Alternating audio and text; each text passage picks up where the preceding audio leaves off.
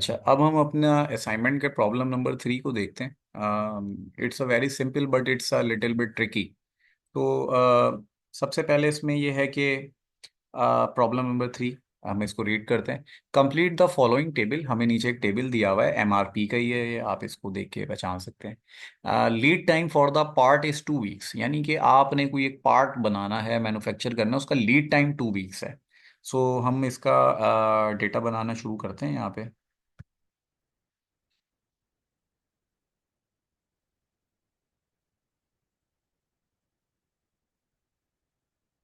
ठीक हो गया। लीड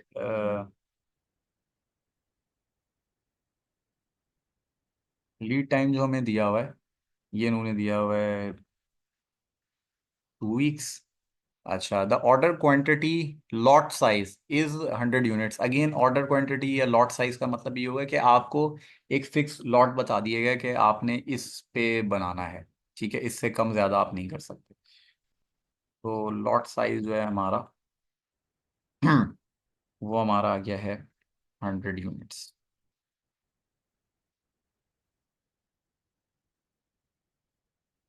ठीक है, अब हम इसकी सॉल्यूशन को जरा सा देखते हैं, सॉल्व करना शुरू करते हैं।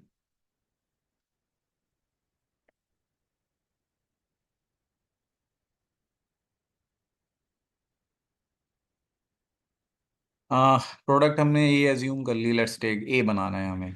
ठीक है, तो अब इसका जो शेड्यूल इन्होंने दिया हुआ था वो ये कि फर्स्ट वीक में 75 चाहिए, सेकंड वीक में आपको 50 चाहिए, थर्ड वीक में आपको 45 चाहिए, फोर्थ वीक में आपको 20 चाहिए आइटम्स। ठीक है, अच्छा अब क्योंकि आप यहाँ देखें कि ट्रिकी क्या है कि मेरे पास 2 वीक्स का टाइम है, लीड टाइम।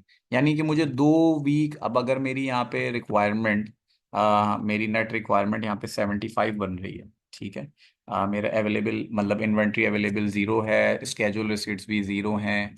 ठीक है, ये मैंने फील्ड खुद क्रिएट की है इस सवाल में, बैक ऑर्डर, क्योंकि मुझे जो चीज़ समझ आई उस तरह से मैंने इसको काम को किया है। तो अगर मेरे पास जो है ये 75 आ रहे हैं, ठीक है, और इसके लिए फिर मुझे डेफिनेटली 2 वीक्स, यानी कि इससे पिछले वाले से भी पिछले वाले हफ्ते पे ऑर्डर लगाना होता, तो फिर ये इस पे आता। ठीक है, यानी जैसे थर्ड वीक वाला है तो थर्ड वीक का अगर लीड टाइम 2 वीक्स है, ठीक है, वट एवर जो भी यहाँ पे ऑर्डर हो, और मैं अगर इसको लूँ लॉट साइज इज फिक्स, सो मैं ये 100 लेता हूँ। ठीक है, तो इसके लिए 2 वीक अगर इसका लीड टाइम है तो मैं यहाँ पे इसको रिलीज करूंगा। ठीक है, प्लान्ड ऑर्डर रिलीज यहाँ पे करूंगा, तो प्लान्ड ऑर्डर रिसीट जो है मुझे आ, यहाँ पे जाके होगी। ठीक है, 2 वीक्स लेटर। सो अब यहाँ पे क्या होगा मेरा, तो अगेन यही है, जब मैं फर्स्ट वीक में एक ऑर्डर को फुलफिल नहीं कर पा रहा, ठीक है, मैं यहाँ पे नहीं पे कर पाया क्योंकि मेरे पास ना ओपनिंग इन्वेंट्री है ना स्केड्यूल रिसीट्स आ रही है, मेरे पास पहले वीक में ही 75 ऑर्डर आ गए और 2 हफ्ते मुझे लगेंगे। तो फिर मैं इसको अपना जो है बैक ऑर्डर बना लूंगा। ठीक है, ये नेक्स्ट वीक का मेरा बैक ऑर्डर बन जाएगा कि भाई पहले मुझे ये ऑर्डर बना के देना है। मगर अब यहाँ क्या हो रहा है सेकंड वीक में आके, कि फिर मुझे ग्रॉस रिक्वायरमेंट 50 आ गई मेरी, कि भाई 50 यूनिट और चाहिए हमें। अब क्या हुआ भाई, अब ये भी क्योंकि इसका भी लीड टाइम 2 वीक्स है, यानी इससे एक हफ्ते पहले मुझे बनाना था और नहीं था, तो अगेन मैं इसको भी बैक ऑर्डर में अपने ले जाऊंगा नेक्स्ट उसमें। ठीक है, अब यहाँ पे नेट रिक्वायरमेंट जो मेरी बन रही है वो क्या बन रही है कि 75 जो ग्रॉस रिक्वायरमेंट है प्लस बैक ऑर्डर, ये भी मेरा रिक्वायरमेंट में आ गया, फुलफिल करना है।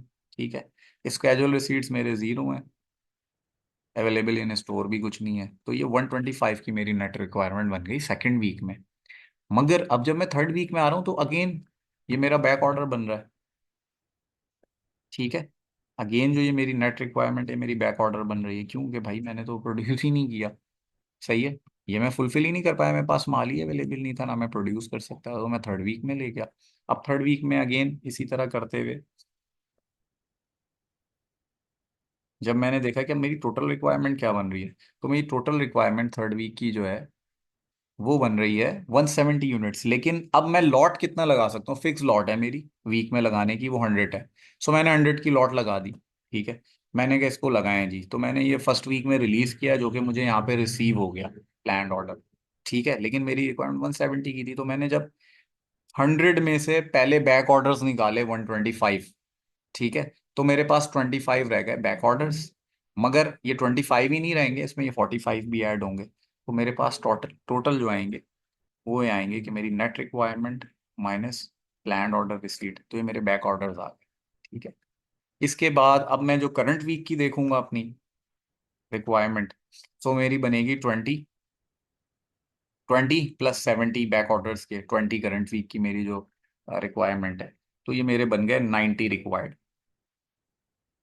90 यूनिट्स मैंने करंट मंथ में अपने बनाने हैं, प्रोड्यूस करने। तो अब इसको देखते हुए मैं क्या कर रहा हूँ, ठीक है, मुझे ये करना है कि यहाँ पे फिर मैं यहाँ पे 100 यूनिट्स मुझे रिक्वायर्ड हैं, तो मैं यहाँ पे बैक पे जाऊँगा और यहाँ पे मैं 100 यूनिट्स लगा दूंगा अपने, ताकि 2 वीक्स बाद जो है मुझे रिसीट हो जाए, और यहाँ पे मुझे 100 यूनिट्स रिसीट हो गए। अब ये जो 90 है, इस 90 में से जब मैंने 100 को किया लेस, ठीक है, तो मेरे पास अब अवेलेबल इन स्टोर क्या आ रहे हैं, अब मेरे पास यहाँ पे अवेलेबल इन स्टोर 10 आ रहे हैं। ठीक है, यानी कि 20 और +70 90। ठीक है, और ये 90 मैंने 100 में से दे दिए, और 10 मेरे पास स्टोर में रह गए, और this is my ending inventory. ठीक है, ये मेरे अवेलेबल इन स्टोर या अवेलेबल इन स्टॉक। ठीक है, ये उसमें ये मेरा आ जाता है ये लो। ठीक है, तो ये इसका सॉल्यूशन है जो मुझे इसका समझ आया। Thank you.